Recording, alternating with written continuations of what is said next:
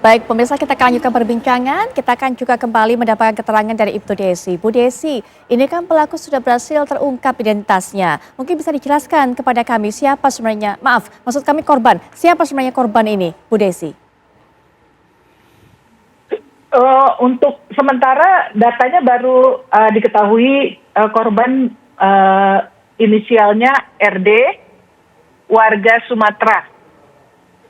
Warga Sumatera. Ya, jadi artinya tinggalnya di Tangerang. Secara identitas, kartu identitas penduduknya adalah masih di Sumatera, begitu Ibu? Masih tertulis adalah warga asli sana. Asli Sumatera, tinggal di Tangerang, wilayah Tangerang. Tinggal di wilayah Tangerang. Apakah Ibu kemudian sudah mendapatkan informasi tinggal dengan siapa di Tangerang ini, apa profesi sehari-harinya dan sebagainya, Ibu? Ya, masih belum, Mbak. Masih didalami karena kan untuk keterangannya pelaku masih di perjalanan. Jadi untuk berita acara lengkapnya masih belum bisa, Mbak. Betul. Baik, Ibu. Siapa saja sejauh ini, Ibu, yang sudah dipanggil oleh pihak kepolisian untuk dimintai kesaksiannya ataupun juga keterangannya, Ibu? Selain mungkin saksi mata? Saksi mata aja, masih baru.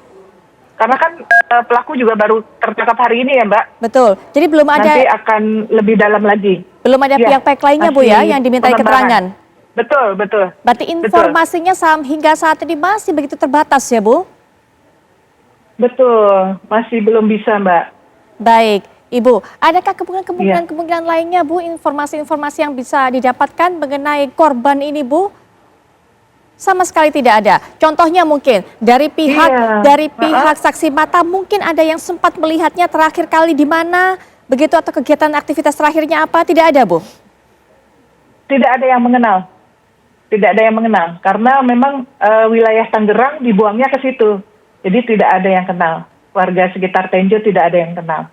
Baik.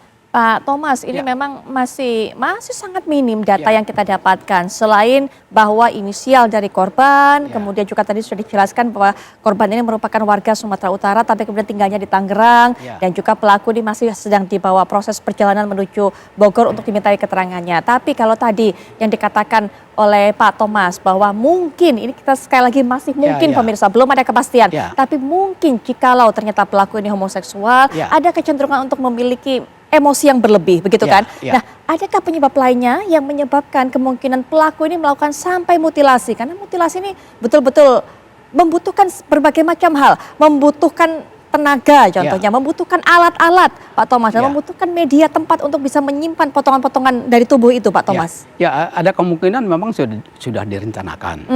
Tapi ada kemungkinan juga ya saat itu ada pembunuhan lalu dia bingung. Ya gimana gitu ya. Lalu mungkin kan sekarang sudah banyak beredar tentang mutilasi ya. Dia barangkali terinspirasi itu lalu dipotong-potong dimasukkan ke dalam tadi ya tas atau apa yang merah tadi ya. Nah, cuma menarik juga apakah ini karena barangkali dia disodomi lalu melawan ya. Apakah terjadi perkelahian? Tapi ini sulit seorang dokter untuk membuktikan karena sudah terpotong-potong tubuhnya. Ya gitu. Nah ini ya. Dan barangkali ya ini mohon maaf ya. Kalau dia begitu kenal dan bagiannya itu, apakah kemaluannya itu dihilangkan apa enggak? Nah, ini salah satu kalau dia marah sekali ya di kemaluannya laki-laki itu dipotong yang ini. Untuk menunjukkan kemarahan dia gitu. Baik, ini mungkin bisa sebelum melangkah lebih jauh, Pak Thomas, mungkin kita bisa tanya dengan Ibtu Desi. Bu Desi, selain bagian kepala yang hilang dan bagian kaki, adakah bagian dari tubuh lainnya, Bu, yang tidak ada? Alhamdulillah masih utuh. Alat kelaminnya masih utuh, Pak. Baik Bu Desi, adakah hasil-hasil lain dari hasil otopsi yang bisa diinformasikan juga, Bu? Contohnya mungkin ada jejak-jejak perkelahian dari keduanya atau seperti apa? Hanya potongan aja sih. Ya, hasil otopsi juga potongan-potongan dari mulai leher, tangan, dan bagian bawah ya. Baik.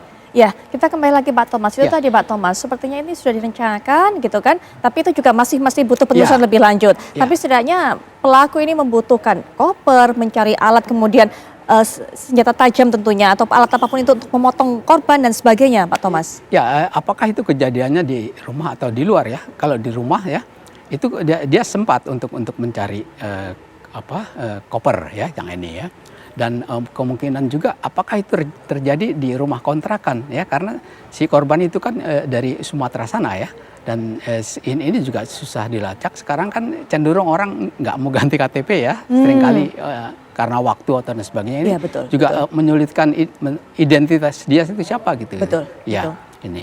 Baik, Pak Thomas, terima kasih sudah hadir Ya. di sini. Memang perbincangan kita hanya sebatas ini saja, Pak Thomas, Ya, karena ya. kita belum bisa mendapatkan hal informasi lebih jauh Betul. dari pihak kepolisian. Kita akan terus tunggu, yaitu Desi. Terima kasih sudah meluangkan waktu untuk bisa bergabung dengan kita. Dan Sama-sama, Bang Putri. iya, Bu Desi, kita tunggu bagaimana perkembangan kasus Bapak. selanjutnya, informasi selanjutnya, terutama ketika nanti pelaku ini sudah sampai di Bogor dan juga sudah ditanya dan memberikan keterangan-keterangannya mengenai apa yang dilakukannya. Selamat malam, Bu Desi. Wassalamualaikum Amin, warahmatullahi amin. wabarakatuh. Terima kasih. Baik, Pak Thomas juga Waalaikumsalam terima kasih. warahmatullahi wabarakatuh, Ya, Pak dan juga Thomas. tadi Dr. Jaya sudah bergabung dengan kita.